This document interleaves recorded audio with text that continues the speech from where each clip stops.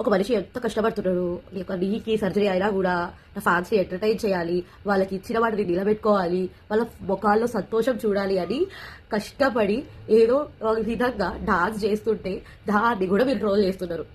వా అన్న వా, నిజంగా వా. నీకు తెలియదే కాదు, ఒక మనిషికి నీ సర్జరీ అయిందంటే వెయిట్ అంతా పడేది అక్కడే.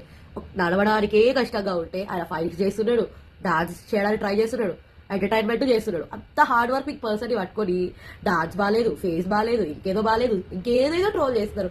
ఎందుకురా బాబు, అసలు ఇట్లా ఉన్నారు జనాలు. అసలు కొరియోగ్రఫీ గురించి, డాన్స్ గురించి మీకు ఏం తెలుసు చెప్పండి. ఒక్కొక్కరికి ఒక స్టైల్ ఉంటుంది, ఆ స్టైల్ని బట్టే కొరియోగ్రఫీ అనేది చేస్తారు. రెబల్ వరకు కూడా ప్రభాస్ బాగానే డాన్స్ చేశారు కదా, బాహుబలి టైంలోనే కదా లెగ్ ఇంజురీ, నీ ఇంజురీ అని అయింది. అది ఎన్ని ఇయర్స్ బెయిల్ చేసి సర్జరీ చేయించుకోకుండా రీసెంట్ గా సర్జరీ చేయించుకొని వచ్చారు.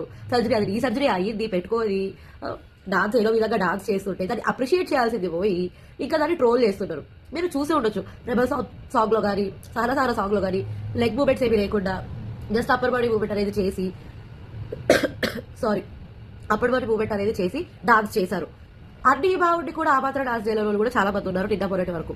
అది ఎవరో కూడా మీకు తెలుసు. వాళ్ళని ఎవరు ట్రోల్ చేయాల్సిన అవసరం కూడా లేదు. ఎందుకంటే ఎవరి వే ఆఫ్ స్టైల్ వాళ్ళది, వాళ్ళ స్టైల్ కి తగ్గట్టు వాళ్ళు కొరియోగ్రఫీ చేయించుకుంటారు. డాన్స్ చేసేవాళ్ళు నాకు ఇట్లాంటి కొరియోగ్రఫీ కావాలి, నాకు అట్లాంటి కొరియోగ్రఫీ కావాలి, డిఫరెంట్ స్టైల్స్ అనేవి నాకు కావాలి అని చెప్పి కొరియోగ్రఫీ చేయించుకుంటారు. అంతేగాని పాపం లెగ్ ఇంజురీ అయింది, డాన్స్ చేయలేకపోతున్నాడు, అయినా కానీ మనం ట్రోల్ చేసేద్దాము.